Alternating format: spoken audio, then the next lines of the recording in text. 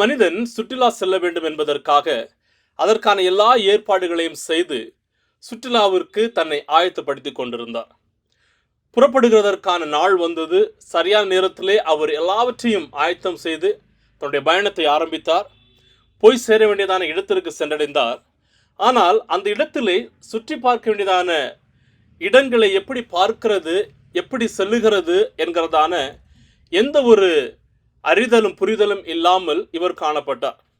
எனவே அந்த சுற்றுலா தலங்களை சுற்றி காட்டுகிறதற்கான ஒரு வழிகாட்டியை இவர் தேடுகிறார். கடைசியிலே ஒரு மனிதனை இவர் தேடி கண்டுபிடிக்கிறார். அந்த மனிதனின் உதவியோடு கூட தான் சென்று பார்க்க வேண்டியதான எல்லா இடத்தையுமே அவர் பார்த்து விட்டு தன்னுடைய ஊருக்கு அவர் திரும்புகிறார். இதே போலதான் அநேக நேரங்களிலே நாம் நமக்கு வழி காட்டுகிறதற்கு யாரும் இல்லாமல் திணறுகிறவர்களாக இருப்போம்.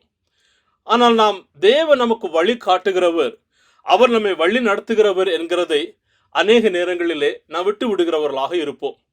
இந்த வேளையிலே 1 தெசலோனிக்கேயர் 4வது அதிகாரத்திலிருந்து தேவனை பிரியப்படுத்துதல் என்கிறதான தலைப்பிலே கொஞ்ச நேரம் நாம் தேவனுடைய வார்த்தைகளை தியானிக்க போகிறோம். 1 தெசலோனிக்கேயர் எழுதினதான இந்த நிருபத்தை பவுல் அவர் எழுதுகிறார். 1வது அதிகாரத்திலே பார்த்தோம், அந்த விசுவாசிகளுடையதான விசுவாசத்தின் வளர்ச்சியையும் அன்பின் வளர்ச்சியையும் அவர்கள் தேவ ஊழியர்களுக்கு என்று செய்கிறதான நற்கிரியைகளையும் பவுல் பாராட்டுகிறவராக இருக்கிறார். 2வது அதிகாரத்திலே வருகிறதான போது பவுல் தன்னுடையதான ஊழியத்தின் நேர்மையை இந்த ஜனங்கள் அறிய வேண்டும் என்று சொல்லி அவர் சுட்டி காட்டுகிறார். 3வது அதிகாரத்திலே இந்த ஜனங்களுடையதான வளர்ச்சியை பார்த்து, ஆவிக்குரிய நிலைமையை பார்த்து இன்னும் அவர்கள் அதிகமாக வளர வேண்டும் என்று சொல்லி அவர் இவர்களுக்காக ஜெபிக்கிறவராக இருக்கிறார். இந்த 4வது அதிகாரத்திலும் 5வது அதிகாரத்திலும் பார்க்கிறதான போது இந்த ஜனங்கள் இன்னும் கிறிஸ்துவோடு கூட அவர்கள் நெருங்கினவர்களாக, கிறிஸ்துவை பிரியப்படுத்துகிறவர்களாக காணப்பட வேண்டும் என்கிறதை பவுல் விரும்பி இவர்களுக்கு அவர் எடுத்துரைக்கிறதை நாம் இதிலே பார்க்க முடியும். 1வது வசனத்திலும் 2வது வசனத்திலும் பார்க்கிறதான போது பவுல் கர்த்தராகிய இயேசு கிறிஸ்துவின் நாமத்தினாலே தேவ கட்டளையை கொடுத்திருக்கிறார். அது என்ன கட்டளை என்று சொன்னால் வசனம் 1 சொல்லுகிறது, இன்னென்ன பிரகாரமாய் நடக்கவும் தேவனுக்கு பிரியமாய் இருக்கவும் வேண்டும் என்று நாங்கள் ஏற்கனவே உங்களுக்கு சொல்லியிருக்கிறோம். அப்படியானால் இந்த உலகத்திலே வாழ்கிறதான நாம் ஒவ்வொருவரும் பலவிதமான நடத்தைகளை மேற்கொள்ளுகிறவர்களாக இருக்கிறோம். பவுல் இந்த விசுவாசிகளுக்கு ஊக்கப்படுத்தும் போது சொல்லுகிறார், நீங்கள் கிறிஸ்துவை பிரியப்படுத்த வேண்டும் என்கிறதற்காக நீங்கள் நடக்க வேண்டும். அதுதான் உங்களுடைய வாழ்க்கையின் ஒரு முதன்மையான நோக்கமாக காணப்பட வேண்டும். கிறிஸ்துவை பிரியப்படுத்தும்படியாக நடத்தல் என்றால் என்ன என்று பார்த்தால், கிறிஸ்துவுக்காக ஜீவிக்கிறது என்று அதனுடையதான அர்த்தம். ஒரு மனிதன் நடக்க வேண்டும் என்று சொன்னால் அவனுடைய வாழ்க்கையிலே ஜீவன் இருக்க வேண்டும், சுவாசம் இருக்க வேண்டும். சுவாசம் இருக்கிறதான போது அவனால் நடக்க முடிகிறதாக இருக்கிறது. அப்ப நம்முடைய வாழ்க்கையிலே நடந்து கொண்டிருக்கிறவர்களாக இருக்க வேண்டும். ஒரே இடத்திலே அப்படியே ஸ்தம்பித்து நிற்கக்கூடாது. 2வது அதனுடைய அர்த்தத்தை நான் பார்க்கிறோம் என்று சொன்னால், நடத்தல் என்று சொல்லுகிறது முன்னோக்கி செல்லுகிறதாக இருக்க வேண்டும். ஏதோ தடைப்பட்டு பின்னோக்கி வருகிறது அல்ல, நடத்தல் முன்னோக்கி செல்லுகிறதாக இருக்க வேண்டும். அப்ப பவுல் இவர்களுக்கு ஊக்கப்படுத்தும்போது சொல்லுகிறார், நீங்கள் கிறிஸ்துவை பிரியப்படுத்தும் வண்ணமாக நடக்கிறவர்களாக காணப்பட வேண்டும். அருமையான தேவ ஜனங்களே, நாம் யாரை பிரியப்படுத்துகிறவர்களாக நடக்கிறோம்? நாம் ஆராய்ந்து பார்க்க வேண்டும். பவுல் இவர்களுக்கு ஏற்கனவே அவர் சொல்லி இருக்கிறார் என்று அல்ல, பவுல் இவர்களுக்கு கட்டளையிட்டு இருக்கிறவராக இருக்கிறார். என்ன கட்டளையிட்டு இருக்கிறார்? கிறிஸ்துவுக்காக நடக்க வேண்டும் என்று சொல்லி ஒரு 3 விதமான நடத்தையை பற்றி பவுல் இந்த இடத்துல சொல்லுகிறார். வசனம் 3 8 வரையிலும் நீங்கள் பரிசுத்தத்தில் நடக்க வேண்டும் என்று சொல்லுகிறார். பரிசுத்தத்தில் நடக்க வேண்டும் என்று சொன்னால் இந்த உலக பிரகாரமான தேவையில்லாத பழக்கங்களை எல்லாம் களைந்து போட்டு கிறிஸ்துவுக்காக ஓடுகிறதான ஒரு அனுபவம். பவுல் இதை எதன் மூலமாக சொல்லுகிறார் என்று சொன்னால், லேவியராகமம் 11வது அதிகாரம் 44வது வசனத்தில் தேவன் சொல்லுகிறார், நான் பரிசுத்தராய் இருக்கிறதை போல நீங்களும் பரிசுத்தராய் இருங்கள் என்று இஸ்ரவேல் ஜனங்களுக்கு தேவன் கொடுத்த கட்டளையை பவுல் இங்கு மறுபடியும் இவர்களுக்கு சொல்லுகிறதை பார்க்க முடியும். நீங்கள் பரிசுத்தமுள்ளவர்களாக இருக்க வேண்டும் என்கிறதே மிகவும் முக்கியமானதாக காணப்படுகிறது. இந்த ரோமன் கலாச்சாரத்திலே அந்த பரிசுத்த சீர்குலைக்கிறதற்கான அநேக விதமான உலக பிரகாரமான காரியங்கள், தன்னுடைய தாம்பத்திய உறவுகளை அசுத்தப்படுத்துகிறதான காரியங்கள் அநேகமாக காணப்படுகிறது. எனவே பவுல் இந்த விசுவாசிகளுக்கு சொல்லுகிறார், நீங்கள் பரிசுத்தத்தில் ஜீவிக்க வேண்டியது மிகவும் அவசியமானதாக இருக்கிறது. பரிசுத்தம் இல்லாமல் ஒருவனும் தேவனை தரிசிக்க முடியாது என்று வேதம் சொல்லுகிறது. நம்முடைய கிறிஸ்தவ வாழ்க்கையிலே பரிசுத்தம் ஒரு தூய்மையான அனுபவத்தை நம்முடைய வாழ்க்கையில நாம் கடைபிடிக்கிறவர்களாக நாம் காணப்பட வேண்டும். உலகத்தோடு கூட நாம் வாழ்கிறதை விடவும் தேவனோடு கூட இணைந்து இருக்கிறது முக்கியம். தெரிந்தோ தெரியாமலோ அநேக விதமான பாவங்கள் நம்முடைய வாழ்க்கையில மேற்கொள்ளும். ஆனால் நாம் அவைகளிலிருந்து விடுபட வேண்டியது அவசியம். சங்கீதக்காரர் சொல்லும்போது சொல்லுவார், சங்கீதம் 51:5, இதோ நான் துர்க்குணத்தில் உருவானேன், என் தாய் என்னை பாவத்திலே கற்பந்தரித்தாள். 1 யோவான் 1:8 சொல்லுகிறது, நமக்கு பாவம் இல்லை என்போம் ஆகில் நாம் நாமே வஞ்சிக்கிறவர்களாக இருப்போம்.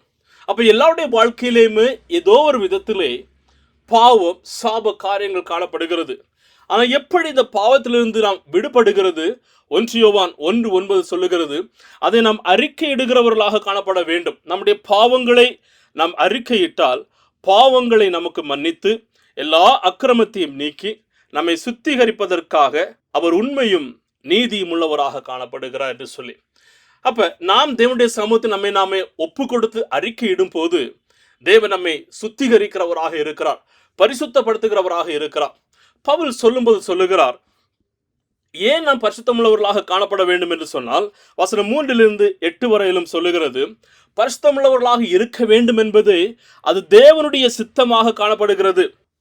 உலகத்திலிருந்து நாம் ஒத்த வேஷம் தெரியாமல் ஒரு பிரித்தெடுக்கப்பட்டதான ஒரு வாழ்க்கையை வாழுகிறது, அதுதான் தேவனுடைய சித்தமாக இருக்கிறது. வசனம் 4-5 பார்க்க முடியும். நாம் பரிசுத்தமாக ஜீவிக்கிறதற்கு சுய கட்டுப்பாடு அவசியம். உலக பிரகாரமான காரியங்களிலிருந்து மாம்ச இச்சைகளிலிருந்தும் நாம் விடுபடுகிறதற்கு நாமே நாம் கட்டுப்படுத்த வேண்டியது, நாமே நாம் ஆண்டு கொள்ள வேண்டியது மிகவும் அவசியம்.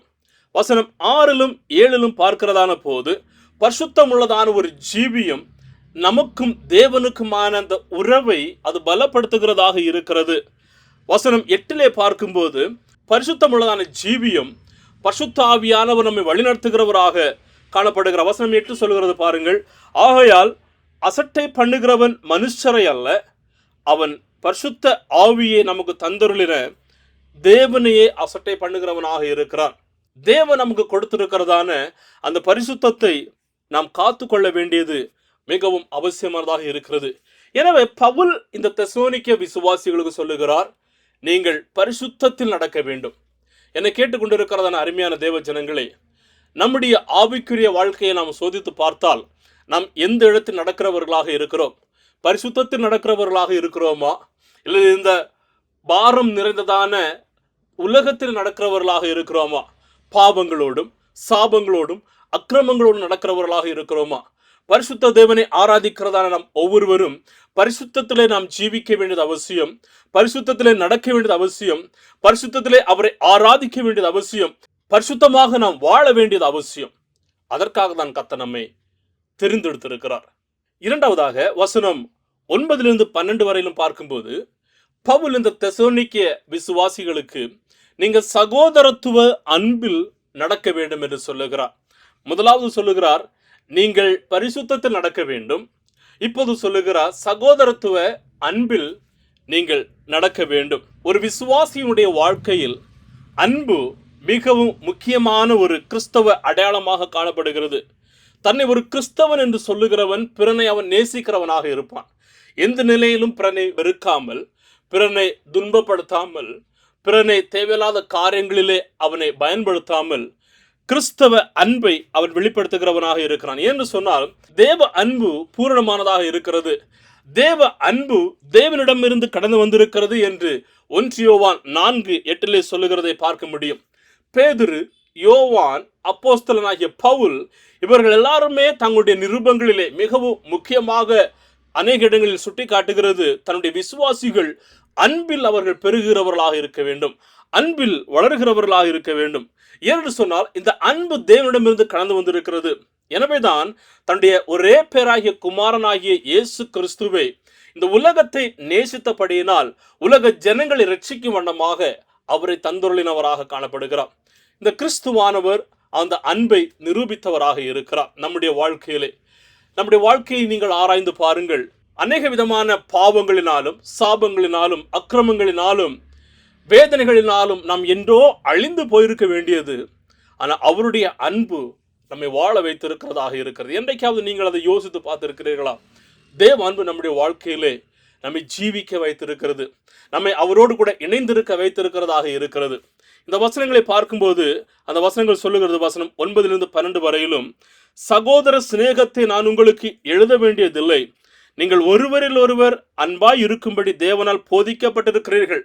இந்த அன்பு யாரினால் போதிக்கப்பட்டிருக்கிறது என்று சொன்னால் தேவனால் போதிக்கப்பட்டதாக இருக்கிறது.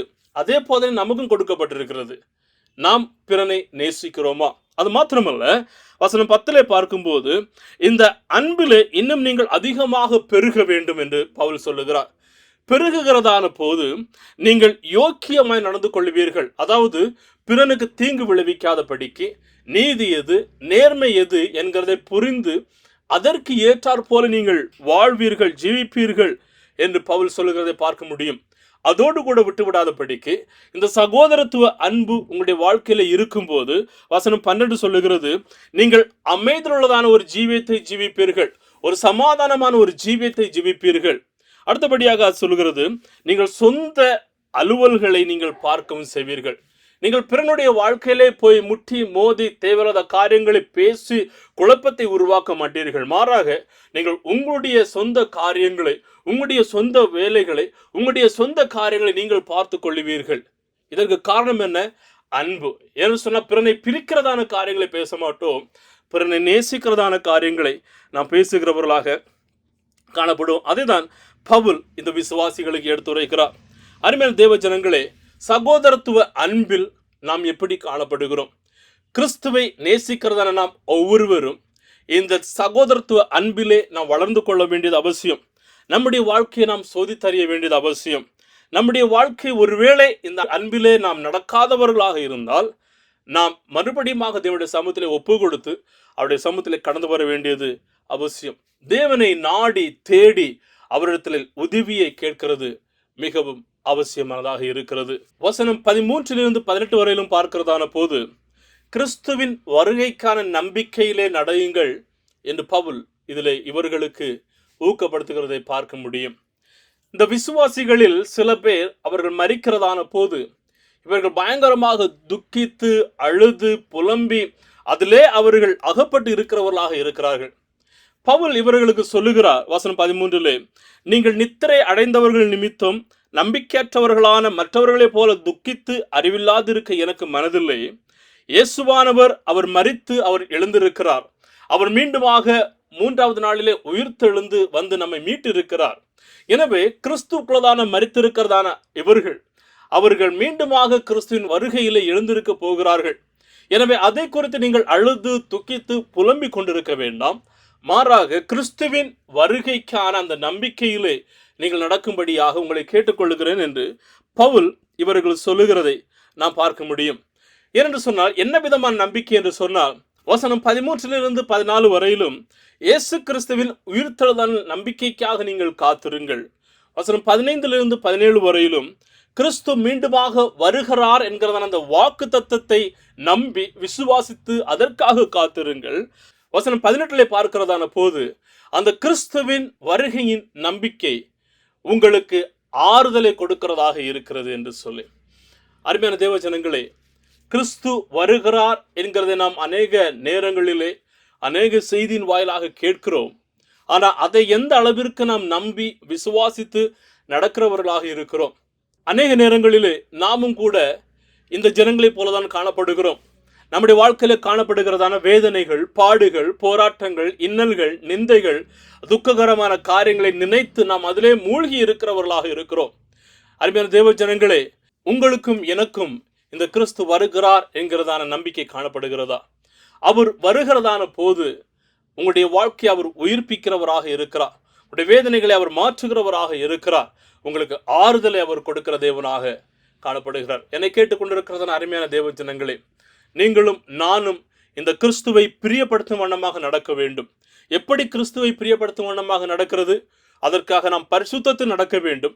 பாவத்தில் விழுந்து விடாதபடிக்கு பரிசுத்தமான ஒரு வாழ்க்கையிலே வாழ்ந்து அதற்கேற்றால் போல நாம் முன்னோக்கி செல்ல வேண்டும்.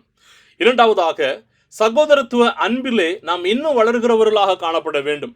அதிகமாக நாம் மேலோங்கி வளர்கிறவர்களாக இருக்க வேண்டும். மூன்றாவதாக, கிறிஸ்துவின் நம்பிக்கையிலே நாம் வளர்கிறவர்களாக இருக்க வேண்டும். ஒரு சிற்பி ஒரு அழகான ஒரு சிற்பத்தை உருவாக்க வேண்டும் என்று சொல்லி அவன் செதுக்க ஆரம்பிக்கிறான். அவனுக்கு முன்பதாக ஒரு மிக பெரிதான கல் இருக்கிறது. அதை செதுக்குகிறான். கொஞ்சம் கொஞ்சமாக செதுக்கி அந்த பாறையினுடையதான வீணான கற்கள் எல்லாம் அது விலகி செல்லுகிறது. ஆனால் அவன் செதுக்கி கடைசியிலே பார்க்கும்போது ஒரு அழகான ஒரு சிற்பம் அவனால் உருவாக்க முடிகிறது. இதே போலதான் அநேக நேரங்களிலே நம்முடைய வாழ்க்கையிலே பாடுகள் வேதனைகள் வருகிறதான போது நாம் கிறிஸ்துவுக்காக வாழ வேண்டும் என்று சொல்லி எடுக்கிறதான அந்த தீர்மானத்தை கர்த்தர் கனம் பண்ணி நமக்கு தேவையில்லாத காரியங்களை எல்லாம் அவர் செதுக்கி, நம்முடைய பாவங்கள், சாபங்கள், நம்முடைய வேதனைகள், நாம் தேவனை பிரியப்படுத்தாத காரியங்கள் எல்லாவற்றையுமே அவர் செதுக்கி மாற்றி வைத்து ஒரு பரிசுத்தமான அன்பை நிறைந்ததான அவருடைய நம்பிக்கையில வளர்கிறதான ஒரு உருவகமாக கர்த்தர் நம்மை உருவாக்குகிறதை நாம் பார்க்க முடியும். ஒருவேளை நீங்கள் வேதனை வழியாக கடந்து செல்லுகிறீர்களா? இதை புரிந்து கொள்ளுங்கள். கர்த்தர் உங்களை உருவாக்குகிறவராக இருக்கிறார். அவர் ஒருபோதும் எதை செய்தாலும் அது தீமைக்கு அல்ல, நன்மைக்காகவே அவர் செய்கிறவராக இருக்கிறார். எனவே இந்த நாளிலே நாம் எடுக்கிறதான தீர்மானம் என்னவென்று சொன்னால், அவருக்காக ஜீவிக்கும் வண்ணமாக நாம் எடுக்க வேண்டும். அவருக்காக ஜீவிக்கும் வண்ணமாக எடுக்கிறதான அந்த தீர்மானத்தை கர்த்தர் கனம் பண்ணுகிற தேவனாக காணப்படுகிறார். கர்த்தர் தாமே நாம் ஒவ்வொருவருக்கும் அதற்கேற்ற பாக்கியத்தையும் கிருபைகளையும் அந்த ரட்சிப்பையும் நமக்கு கொடுப்பாராக. இந்த நாளில் இணைந்து கொண்ட ஒவ்வொருவருக்கும் நான் வாழ்த்துக்களையும் நன்றியையும் தெரிவித்துக் கொள்கிறேன். தேவ பிரசனம் உங்களோடு இருந்து உங்களை வழிநடத்தி உங்களை பாதுகாக்கட்டும். கர்த்தருடைய கிருபை உங்களோடு இருந்து உங்களை வழிநடத்தட்டும். God bless you. Amen. Amen.